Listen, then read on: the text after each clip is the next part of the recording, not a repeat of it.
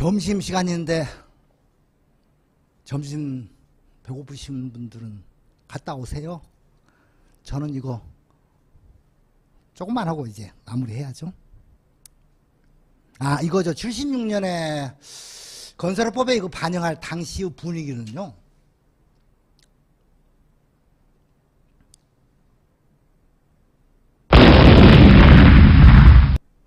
좀 전에 제가 건축사법하고 기술사법을 비교한 이유가 여가 있습니다.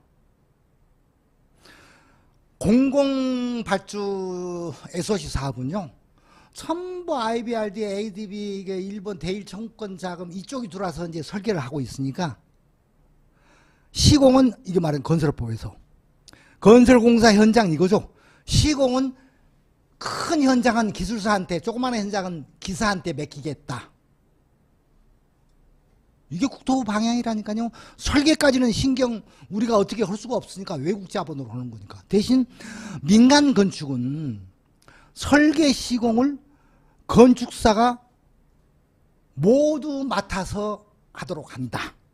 설계부터 시공까지. 그러니까 건축사의 국내 시장 입장에서 봤을 때는 건축사의 역할이 이미 건축법으로 딱 정착이 될 수 있는 시대적 상황이었어요. 그럼에도 불구하고 아쉽지만 건설업법에서 국토부는 설계는 어찌할 수 없지만 시공이라도 기술사한테 맡겨야 된다. 전문가를 육성해야 되겠다. 그래서 70년대 이미 기술사 제도가 법이 만들어진 지 불과 13년밖에 안 됐음에도 불구하고 70년대 중반 그 당시 건설부는 국내 SOC 건설 현장에 기술사가 책임지고 하자. 그래서 그 당시 기술사들이 금값 된 거죠. 금값 됐어요. 변호사만큼 연봉이 뛰었어요. 왜? 몇 사람 안 됐거든.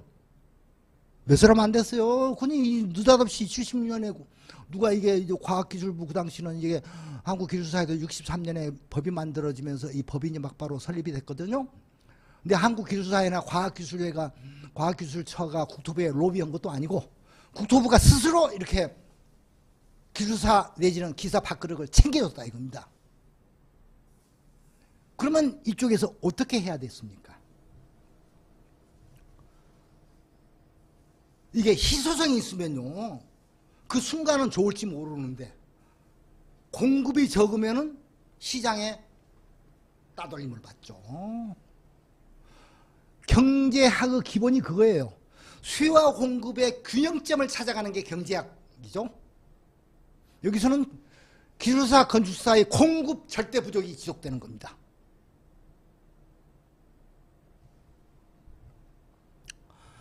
(86년) 10년 동안 이러고 있었다니까.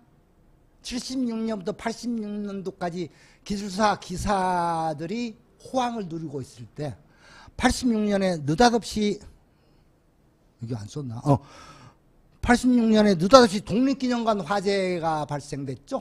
김영삼 정부 시절에. 이게 국민 성금 걷어갖고 했는데 홀라당 불이 나버렸잖아요. 언제? 86년 8월 4일 날. 다 기억나십니까? 8월 15일 광복기념식에 김영삼 대통령 모시고 이 독립기념관 개관식 8.15 행사를 거행하기로 했는데 열흘 전에 불나버렸어, 지붕이. 그 공사를 국민 성금 걷어갖고 온 국토부가 책임져야죠. 그 당시 건설부가. 대통령께 어떻게 보고하겠어요?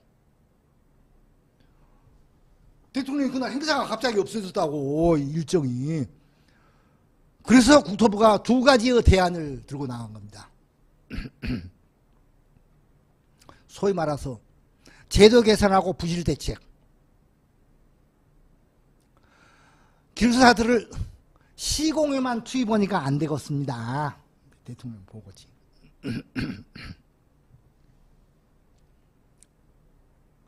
그래서 설계를 육성해야 됩니다.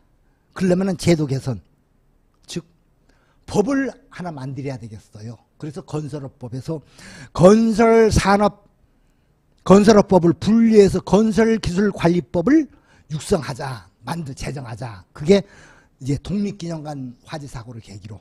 그러면서 동시에 현장 사고 난 거 보니까 이 공무원들이 이 공사감독 하는 게 한계가 있더라. 왜? SOC고 민간 건축 현장이고 많아지는데 모든 발주기관, 토목건축 기계전기 기술직 공무원들한테만 공사감독 맡기라고 해봐야 한계가 있다. 그래서 민간 전문가를 초빙할 필요가 있습니다. 이래서 건설기술관리법을 제정하면서 동시에 시공감리를 규정을 했습니다. 시공감리.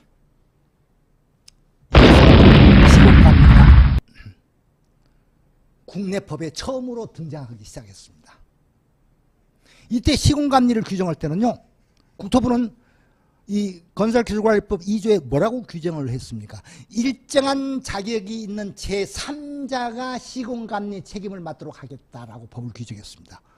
일정한 자격이 있는 국가기술자격법 내지는 기술사법에 의한 기술사한테 맡긴다고 표현을 못해서, 왜? 기술사, 건축사 하면 너무 적거든. 그래서 일정한 자격이 있는 제3자, 이때는 이미 기술사 부족이 심각해진 상황이거든. 그러면은 이때라도 기술사 공급을 저는 했어야 된다고 주장하는 사람입니다. 10년 동안 뭐 했냐 이겁니다. 그러니까는 76년에 기술사한테 3억, 그때 3억이면 지금 500억, 1000억 그런데 물가상승을 감안해 보세요. 기술사한테 밥그릇을 챙겨줬으면 기술사를 더 공급을 해서 대한민국 건설 현장을 책임질 수 있는 사람을 공급을 해줘야 되는데 10년이 경과된 86년에 독립기념관 화재 났을 때도 수요 공급을 조사해보니 여전히 기술사가 부족해. 그래서 건설법에 일정한 자격이 있는 제3자가 시공감리 할 수 있다. 그래도 시공감리 아니고라도 현장 소장 계속 기술사가 하고 있잖아요. 그니 기술사로서는 시장은 커지지만 기술사 별로 공급 안 해도 아쉬울 게 하나도 없어.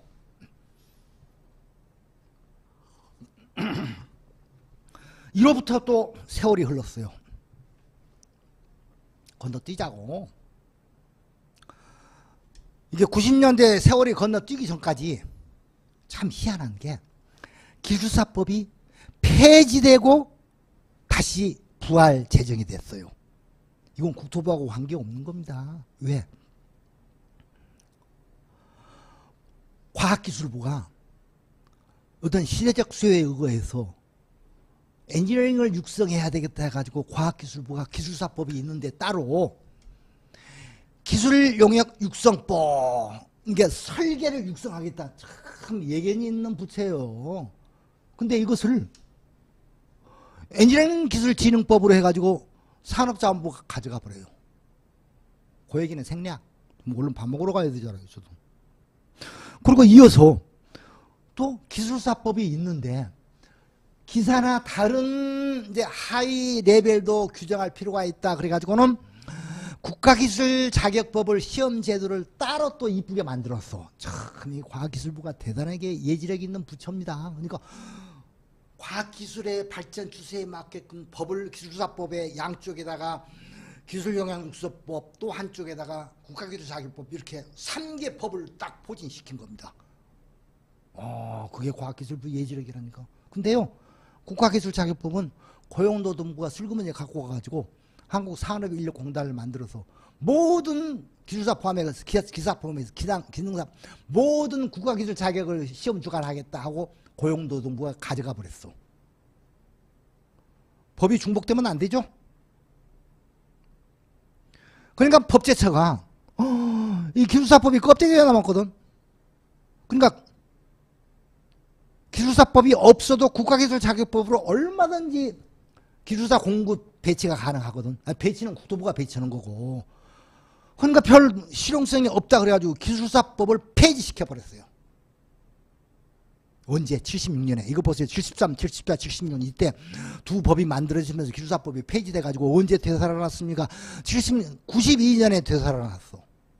몇 년 세월이 흘렀게? 16년의 세월이 흘렀. 참 16년 동안 기술사법이 없이 국가기술자격법에 의해서 기술사들이 공급이 되고 배출이 되고 건설부가 알아서 기술사들을 현장에 배치하고 그랬어요. 밑에 것은요, 제가 후회스러운 얘기를 하는 겁니다. 우리 기술사를 위해서 하는 얘기입니다. 지금 우리 기술사 밥그릇이 왜 이렇게 찌그러들었느냐, 우리가 알고 있어야 돼요. 이것은요, 한번 제가 구상한 만든 문장이니까 한번 읽어볼까요? 기술용역육성법을 별도로 제정하지 않고 지금 과학기술처에 얘기하는 겁니다. 기술사법을 일부 개정 방식을 취해가지고 기술사법에 기술용역육성법을 포함했어야 된다 이겁니다. 저는 이렇게 개정했어야 된다 이거예요. 한마디로 기술사법에다가 기술용역육성을 포함시켰어야 된다. 또 국가기술자격법도 별도로 개정하지 말고 기술사법에 기사 포함해서 확장 개정을 했으면은 오늘날 정부 입장입니다. 국토부 입장이 아니라고. 정부 입장에서 건축사법에서 건축사와 건축사보 자격을 모두 규정해가지고 민간 공공 부분 건축물을 책임지고 있듯이 기술사법에서 기사와 기술사와 기사 1급 내지는 기사 2급까지 모두 포함함으로써 대한민국의 건설 산업이 공공은 기술사, 민간은 건축사를 주로 해서 건설 산업을 육성할 수 있는 토대가 형성될 수 있지 않겠느냐. 근데 기술사법이 두 개의 법이 분산돼 가지고 산자부하고 힘센 고용부가 뺏어가 버리는 바람에 이 기술사법이 그래가지고는요 92년에 기술사법이 부활이 됐는데 똑같아. 그래가지고 92년에 부활된 기술사법에서는요 제일 크게 부활을 시킨 게 뭐예요? 조항이 몇 개 늘어나는데 가만히 처음에 제정된 거하고 비교해 보니까 기술사 사무소 등록 절차를 엄청 세세하게 친절하게 규정을 해놨어. 그러니까 기술사법이 지금 기술사 사무소 등록에 목숨을 걸고 있어요. 근데 국토부는 지금 어떻게 나옵니까? 모두의 제가 현안사항으로 얘기한 게 이거죠. 건설기술진흥법 개정안을 발의해가지고 기술사 사무소 등록을 안 해도 건설기술진흥법으로만 등록해놓은 대한민국의 엔지니어링 업체들이 기술 용역을 할 수 있도록 하겠다. 그것은 코로나 시대를 맞이해서 두 가지의 편의를 제공하기 위해서 부담을 줄이고, 그죠? 몇 군데 부담, 등록하는 것보다 부담을 줄이고 행정 편의성을 절차를 간소화하고 딱 시대에 맞는 얘기라니까. 이게 기술사 사무소 등록까지 폐지가 돼버리면은 건설 기술진흥법에서 삭제해버리면은 기술사법은 어디로 가야 됩니까? 저는 이래서 현안사항이라고 보는 겁니다. 이리하여 제가 현안사항으로 말씀드리는 게 기술사법 개정하고 이 건설기술진흥법 개정, 제가 현안사항 모두에 말씀드렸죠. 이걸 우리 과학기술부, 과학기술 지금 정보통신부, 우리 한국기술사회는 심각하게 이걸 인식하고 이거에 대처를 해야 된다라고 저는 말씀드리고 싶어요. 오늘의 결론입니다. 지금까지 말씀드린 내용을 종합해 보도록 하죠. 즉 한국기술사회의 업무 영역은 곧 우리 여기 앉아 계시는 67명의 기술사들의 업무 영역하고 같다는 얘기죠. 어떻게 이걸 유지 갖고는 저는 모자라. 우리 기술사의 직무, 책임과 업무를 어떻게 확장해 나가야 되느냐. 저 개인 때문에 그러는 거 아니에요. 여기 앉아 계신 분, 지금 오신 분들 대부분 제 후배님들일 것 같아. 저 1948년생 쥐띠거든요. 72살인가 3살인가. 저는 이미 간 세월이에요. 간 시대라고. 우리 후배님들을 위해서 제가 지금 얘기하는 겁니다. 한번 생각해 보죠. 그래서 업무 영역 확장을 위한 현안 사항으로 제가 한 3가지를 말씀드리고 끝을 맺겠습니다.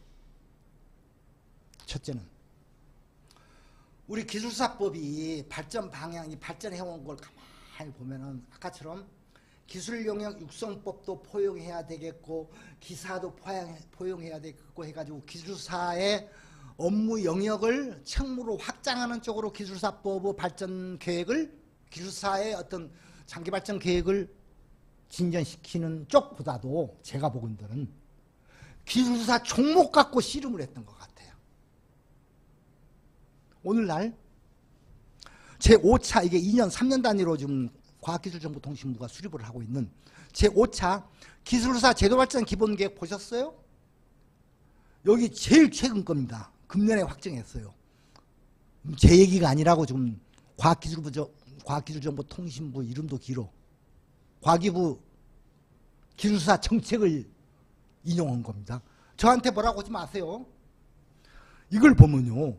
현재 84개로 규정된 기술사 종목을 16개 내지 20개로 통합하겠다고 하면서 이 제도발전 기본계획을 보면 진입자격으로 검정 방식을 진입자격은 뭐예요? 진입자격은 뭐예요? 문호를 개방하겠다 그 얘기죠. 종목을 통합하면서 왜 이걸 이제야 들고 나옵니까? 아니 70년대 80년대 그냥 독립기념관 무너지고 삼풍백화점 무너지고 국토부는 시공갑니다 책임갑니다 막 난리 칠 때 그때 이걸 공급했어야죠. 그죠? 이제는 아까 봤듯이 역량지수에 기술사가 어느 정도 공급이 됐잖아요. 여유가 있잖아요. 이거 뒷북 치는 거예요. 이거 지금. 근데 이게 통합하는 게 쉬울 것 같아요? 우리 여기 구조기술사 앉아 계시죠? 예전 분들은 그냥 구조기술사로만 땄잖아요. 토목구조기술사, 건축구조기술사를 왜 구분을 했습니까? 책임감리 도입할 때 이 구조기술사가 애매했어요. 공공 부분에서는요. 교량이나 터널이나 이 교량이나 이쪽은 시장을 개방을 해버렸거든. 그러니까 구조기술사가 아니어도 구조설계를 할 수 있도록 되어 있어요. 특급이. 근데 건축물은 어림도 없었죠. 건축사법에서. 건축사법에서 딱 해가지고 일정 규모 이상한 건축사 그 이하는 건축사보가 구조설계를 하도록 딱 제한이 되어 있어요. 그러니까 건축사들이 이쪽은 이게 안 맞는 거야. 이게 공공민간 토목건축이.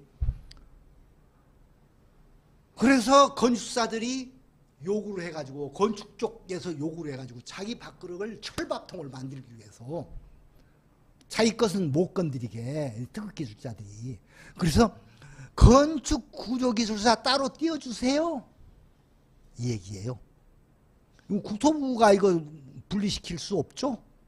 그러니까 털렁 게 종목 분산시키는 것은 고용노동부의 한국산업인력공단 그쪽에서 의사결정하잖아요.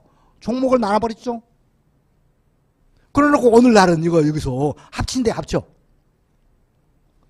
구조공학 아니 어떻게 이름을 냈든 간에 뭐 이런 얘기 합치는 거 쉽지가 않죠. 또 제가 보건대로는요. 제가 미국 얘기 별로 하고 싶지는 않는데 학교에서 이 강의를 쭉 하니까요. 미국 우리가 한미 FTA 때문에 이제 우리 미국하고 교육 과정까지 다 맞췄잖아요. 자기 제도를. 그래서 대학 교육 과정을 공학 교육 과정을 미국하고 똑같이 맞췄어요. 그래서 미국 FE 시험도 우리 국내에서 우리 신 실장이 감독하고 그러잖아요. PFE 시험을 우리가 볼 수 있는 게 그거죠. 그래서 공학 인증 제도를 대학교는 이미 맞춰놨어. 미국 대학교하고 공학 교육 과정을 상호 교환이 상호 학점을 인정하게끔. 뒤늦게 당연한 얘기지. 이게 기술사 시험도 이렇게 아니 당연한 얘기를 여기다가 썼다고 지금 이미 하고 있는데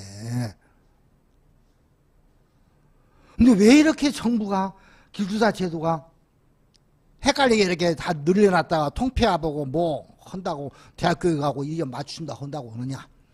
우리 기술사 제도가요 너무 분산되어 있어요. 정부가 이거 보세요. 과기부가 이게 있지만 산업인력공단이 엔지니어링진흥법이 국토부가 나눠져 있잖아요. 이게 통폐합 쉽게 안 됩니다. 왜? 이게 고용노동부 산업인력공단은요, 이 공단하고 공사하고 뭐가 차이 나는 줄 아세요? 공사는 정부 재정이 들어갈 수가 있어요. 뭐 토지보상이라든가 등. 그러니까 도로공사, 주택공사 이런 사업할 때 기반시설은 정부가 할 수가 있어요. 이게 공단법, 이제 정부 투자기한법을 법 얘기는 그만두자고. 이 공단이라는 명칭은요, 정부 예산을 넣을 수가 없어요. 100% 자생해야 돼. 수익으로 먹고 살아야 돼. 그게 공단이라니까. 한국 어디지? 산업인력공사가 아니라고 공단이라고. 그 얘기는 한국산업인력공단은요, 국가기술 자격 내지는 등등등등 뭐 컴퓨터 자격시험을 봐가지고 거기서 수수료를 띄어서 자기들이 먹고 사는 조직이 산업인력공단이라고. 따라서 거기서는 종목의 어떤 등급하고 관계없이 기술사 종목이 많을수록 시험을 자주 보니까 수수료 뛸 게 많잖아요. 고리를 많이 뜯잖아요. 그러니까는 고용노동부 내지는 산업인력공단은 기술사법 통폐합하는데 열중시험할 겁니다. 협조 안 해줄 거예요. 쉽지 않아요. 지금 여기서 진입자격 얘기하는 게 뭡니까? 자꾸 이게 헷갈린 얘기가 나오니까 진입장벽 통폐합 얘기가 나오는데, 어느 정도까지 지금 헷갈린 얘기가 나오냐면요, 국가기술자격법 시행규칙 이거 보셨어요? 표. 제가 이거 별표 보면은 맨 처음 나오는 게 이게 엄청 지금 헷갈려 있죠. 사업관리 직무 분야를 이렇게 구분을 해놨어요. 근데 기술사 목록은 없어. 근데 자꾸 우리 CM 교육 받으신 분이 있죠. 민간 CM 교육기관 내지는 대학교 CM 교육기관, 외국서 영미국가에서 CM 전공한 교수들이 국내에 와서 CM 강의를 많이 하잖아요. 제가 모두에 잠시 말씀드린 게 CM은 계약의 절차라고 그랬죠. 여러 가지 계약 방식을 얘기하는 게 CM 교육과정이라고 한마디로.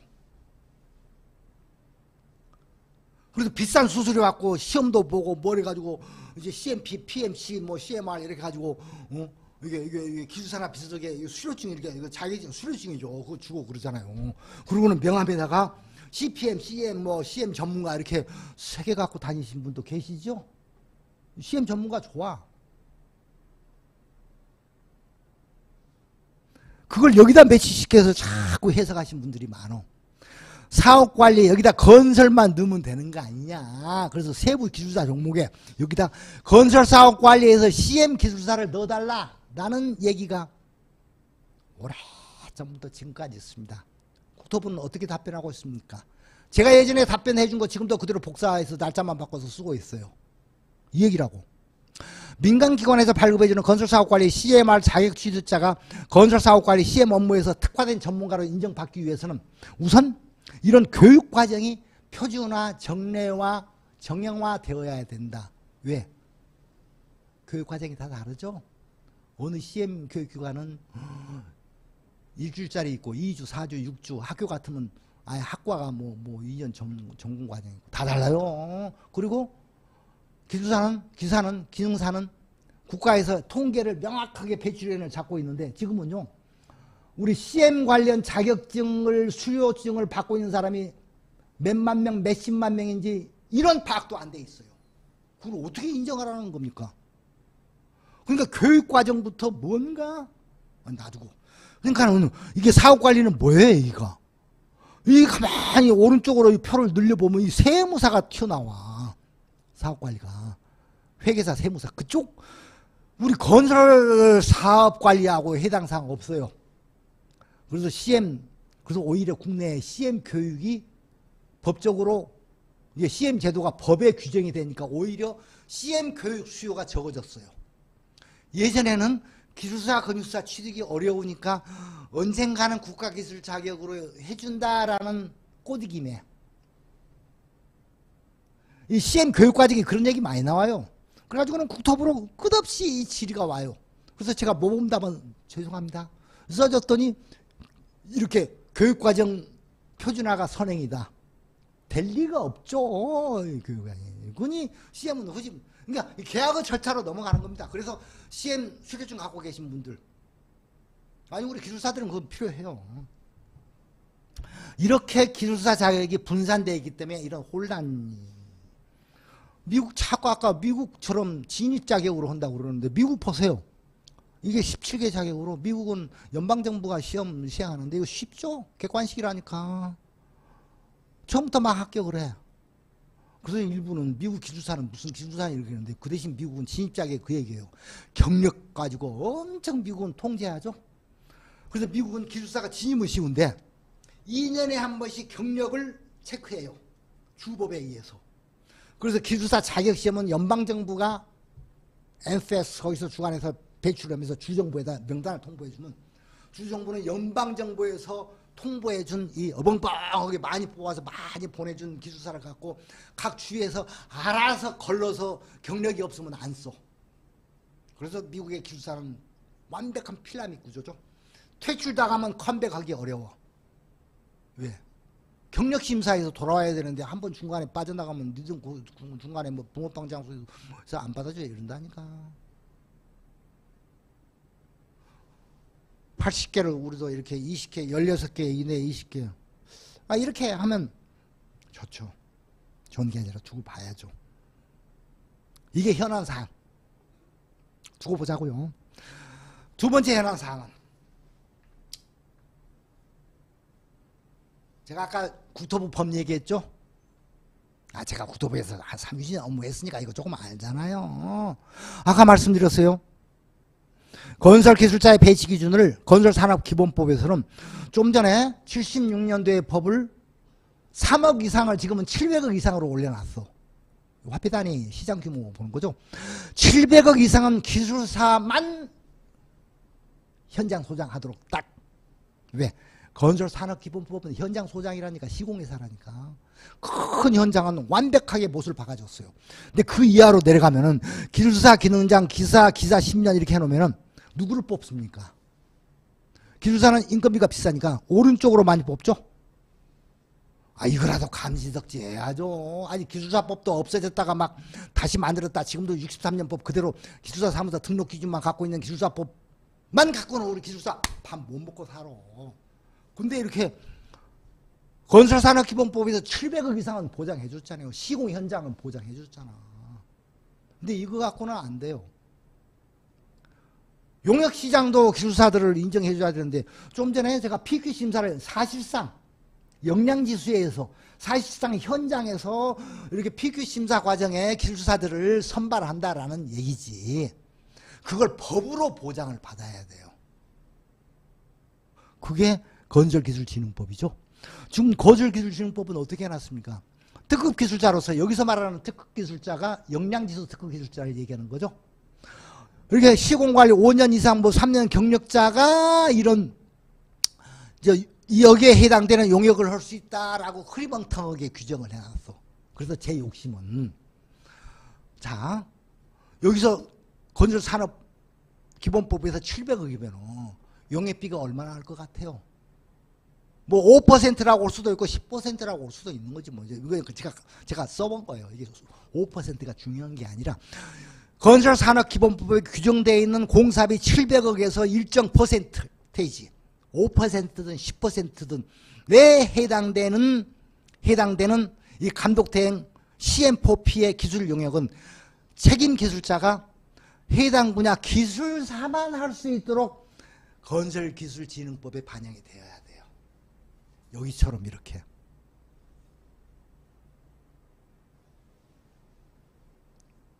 그걸 누가 노력해야 되겠습니까? 우리 기술사들 바꾸는 얘기를 하니까. 그래서 우리 한국 기술사회를 중심으로 우리 기술사들이 똘똘 뭉쳐서 이 얘기를 같은 목소리로 국토부 이 법에 반영이 다 되도록 제가 이 화살표를 제가 만들었어요. 좀 모래밭처럼 이게 자갈밭처럼 험하지만 이게 톨톨톨톨톨 해서 이 법에 반영이 돼야 된다.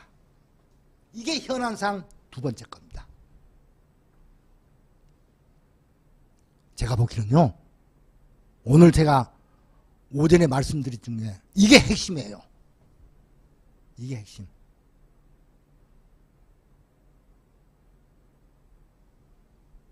현안상 세 번째. 이제 세 번째 까만 얘기하고 말씀 마무리 짓게요. 국토부가 하는 우리 역량지수 중에서 제일 골치 아픈 게 민원이 많이 발생되고 감사원 감사 많이 받고 부처로부터 공격을 많이 받는 게 이게 경력관리거든요. 당연한 얘기죠. 국토부에다만 우리 기술사들의 역량지수에 의한 경력관리를 다 맡길 수가 없어요. 얘기는 뭐게? 기술인협회에서 발급해주는 건설 기술인 경력증명서를 다들 발급받으셨죠? 자기가 한번 이거 오후에나 뭐 차분히 한번 들여다보실래요? 들여다보세요. 이거 경력증명서에 내 역량지수가 몇 점? 이것만 보려고 하지 마. 몇 점이 아니라 점수가 안 나오고 그냥 특급이다? 나는 특급이니까 됐어. 그러고만 아시지 말고 이 국토부 산하 법인 한국건설기술인협회 발급 건설기술인 경력증명서에 기재사항이 13가지입니다. 국토부가 법률로 규정해놨다니까 13가지를 기입하라고 이렇게 양식을 다 친절하게 국토부가 별표로 법으로 시행령으로 시행규칙으로 규정을 해놨어. 이 근거로 해놨어. 언제? 책임감리 도입할 때 이 건설사업관리가 94년, 95년에 설립됐거든요. 책임감리 도입할 때. 지금 몇 년이니까? 25년의 세월이 흘렀죠? 제가 아까 감리 25년 평가라고 그랬잖아요. 25년 동안, 그러니까 책임감리 도입해가지고 역량지수 도입하기 이전에는요, 요것을 기입을 안 했어. 빨간 거 이거. 자기 거 보세요. 저한테 이거 여기 보려고 하지 말고. 공법, 이게 공사 개요, 용역인지 뭔지, 이 내용이 뭔지, 거기서 책임의 정도가 어느 정도, 내지는 금액이 얼마인지, 이런 구체적인 4개의 내용을 아예 기입을 안 했어. 그리고는 이건 무슨 사업기간, 인정기간 왜 해가지고는 역량지수를 만든 거라니까. 감사원이 이거 지적한 거죠. 감사원이. 왜 법에 규정되어 있는 경력마저도 허술하게 이렇게 관리를 해가지고 데이터베이스를 어떻게 출력을 받아서 민원이 이게 경력이 내 거하고 안 맞는다는 민원이 많이 발생되게 만드느냐라는 게 감사원 지적사항이었어요. 그래서 역량지수 도입 이후에 많이 개선이 됐어요. 그게 이거죠. 그랬음에도 불구하고 이게 이런 거 채워 넣었어. 이게 지금 누구 거냐? 제 거라니까. 지금 제 거 경력증명서 복사한 거예요. 제 거 보니까 그 전에는, 그 이후에는 깨알같이 막 채워 넣었어. 그럼에도 불구하고 아직도 공법은 기입이 안 되어 있어요. 신기술 신공법, 터널에 무슨 공법, 참 중요한 거죠. 교량, 터널, 이 빌딩, 이건 구조물, 발전소, 이 공법이 얼마나 중요한 겁니까? 핵심적인 게 이 기술인 협회 경력증명서에는 기입이 안 돼 있어요. 그러면 기술인 협회들 여기까지 마저 다 하라고 시키면 된다? 어떻게 합니까? 한두 명도 아니고 60명. 지금 기술인 협회 회보로 보면 83만 건설 기술 인력 이렇게 나오죠? 그리고 옛날 것까지 소급해서 어떻게 다 합니까? 안 돼요. 그래서 제가 제안하고 싶은 것은, 아무리 70만 명, 80만 명 건설 인력이라도 핵심은 뭐다? 아까 역량지수 PQ에서 선발할 때 결국은 기술사들이거든요. 건축사들. 건축사는 건축사협회에서 하니까 놔두고, 공공사업은 자기 해당 분야, 종목에 해당되는 분야, 통폐합되면 그 위에도 똑같지만 기술사가 대장이라고. 시공의 대장, 설계의 대장, CM의 대장, 이게 기술사라니까. 앞으로 좀 그렇게 가고 있잖아요. 그 기술사들의 어떤 경력은 우리 한국 기술사회가 우리 건설 기술인 협회 거 이 데이터베이스 이거 호환이 돼야 됩니다. 따로 만든다는 얘기 저 안 하고 싶어. 제가 영국에서 2년 유학가 있을 때 이 컴퓨터 프로그래밍을 전공을 했거든요. 그래서 조금 데이터베이스 구조를 알아요. 이게 따로 만드는 것은 의미가 없어요. 이 데이터베이스 이제 국토부하고 협조하면 되는 거지. 그래가지고 이 데이터베이스를 똑같이 여기다가 구축해놓고 대상을 우리는 기술사에 한한다 이렇게 하는 겁니다. 그래서 우리가 독점은 안 돼요. 자꾸 이 사람들이 자기 밥그릇만 생각하는데, 우리 정부가 우리 대한민국 국민의 데이터베이스를 어떻게 관리합니까? 자, 동사무소 가보세요. 어느 동사무소, 어느 구청, 어디를 가나, 세무서 가나, 내 가족관계 증명서, 내 나 혼자 뭐 세금 낸 거, 뭐 한 거 다 나오고 있죠. 정부는요, 이거 수출입, 관세청, 국세청, 세무사, 행안부, 다 데이터베이스가 통합되어 있어요. 우리 5천만 인구에 대한 데이터베이스가 주민등록번호로. 각 부처에서 다 써요. 다 써. 우리 건설 이 데이터베이스는 그 중에서 분리시킨 거죠. 왜? 5천만 인구 중에서 불과 50만 명인데 뭐하러 그걸 다 해. 그래서 우리가 따로 데이터베이스를 구축했는데 여기하고 호환시켜야 된다 이겁니다. 그리고 대상을 똑같은 데이터베이스에서 호환이 되는 데이터베이스에서, 그러니까 우리 기술사들로서는 어디서 출력을 받아도 마찬가지다 이겁니다. 그래서 기술연협회 가서 출력을 받던, 우리 기술사회에서 출력을 받던, 이렇게 공법까지 포함해서 이 칸을 우리는 그 대신 요게 한 줄, 두 줄, 현재까지는 두 줄 아주 빈약, 이렇게 왜 이렇게 빈약하게 들어가, 이게 데이터 이것을 이렇게 공법을 이렇게 한 줄, 두 줄, 몇 자밖에 못 들어가. 이렇게 하면 안 돼. 이걸 좀 이게 협의해가지고 공법을 자세하게. 그래서 실제 기술사들이 어떤 업무를, 어떤 공법을, 공법이 중요하잖아요. 우리 기술사들한테는 이런 걸 데이터베이스를 구축을 해줘야 된다. 이렇게 해서 현안상 세 가지를 저는 짚었습니다. 종목 통폐합하는 거, 건설기술진흥법에 우리 기술사 용역 대장하는 거, 그리고 이거. 그래서 우리 기술사에도 이제 제가 이 자리에 쓰게 된 배경도, 제가 이런 이제 얘기를 자꾸 조언을 하니까, 우리 이제 지난 3월 달에 이제 취임하신 우리 주승호 회장님 포함해서 이쪽 이제 한국기술사회 임원진들도, 우리 각 분과위원장들도 저하고 좀 얘기를 많이 나누거든요. 그렇게 해서 우리 한국기술사회가 우리 기술사들의 권익, 책무를 확장시키려면은 기술사법 내지는 과학기술정보통신부만 상대해서는 한계가 있다. 그래서 이제 우리 기술사들이 3분의 2가 우리 건설 분야 근무를 하고 계시니까 국토부하고 손을 잡고 하려면은 이런 데 같이 협조를 하자, 이런 얘기입니다. 그래서 우리 한국기술사회가 이런 현안상 가지고 우리 현업에서 바쁘신 우리 기술사님들께 혹시 무슨 공문이 간다거나 문자가 간다거나 하시거든요.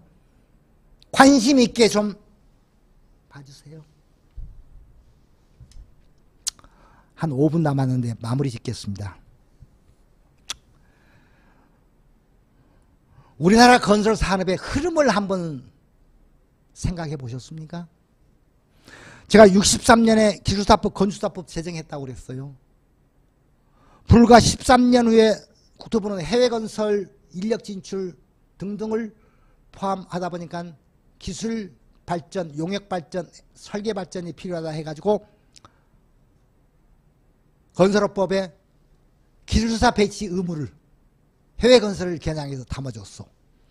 그리고 OECD 가입하면서 선진국 시장 개방에 맞추어서 CM을 도입했어야 됐는데, 그때 뭐지 이게? 몇백 명씩 죽어가는 건설 안전사고 때문에 놀래가지고 CM은 물 건너가고 책임감리만 도입해가지고 현장 중심으로, 시공 중심으로, 그러니까 안전, 500명 죽은 이 산풍의 안전사고가요, 대한민국 건설 산업을 저는 몇십 년을 후퇴시키고 있다고 보는 겁니다. 그러니까 안전이 아킬레스가 되는 겁니다. 거기만 매달려 왔다니까 20년, 25년을. 하다 보니까 이제 해외 건설이 무너진다는 거죠. 이게. 그러니까 국토부가 뒤늦게 이때 20년, 25년 전에 OECD 가입하면서 시장 개방을 했어야 되는데 뒤늦게 CM 도입을 했어요. 이제 코너에 몰려가지고 하면서 역량지수를 도입했다 이거죠. 그러니까 이런 시대적 흐름에서 자꾸 이 책임감리만 따져 쌓고, 그때 경력자 우대해줬다고 불평하면서 자격자만 유일하다 이런 얘기를 지금도 할 거냐라는 얘기입니다. 이제 종합평가인데 학력, 자격, 경력을 법 제도가 이렇게 돼 있다니까 국토부법이 모두 다 우리 기술사들한테 해로운 것은 아니잖아요. 그죠? 이거 보세요. 건설업법. 시공은 건설 시공은 우리 기술사를 완전히 보장을 해줬잖아요. 용역은 이제라도 반영이 되어야 된다. 그동안은 국토부 입장은 해외 용역 사업이 자본이 많이 들어와서 늦었지만 이제라도 우리 과학기술정보통신부와 한국기술사 우리 기술사들이 목소리를 높여가지고 용역 쪽에 우리 기술사들의 밥그릇이 보장이 되도록 우리 기술사법을 포함해서 건설기술진흥법 개정하는 쪽으로 같이 목소리를 높여야 되겠다 이겁니다.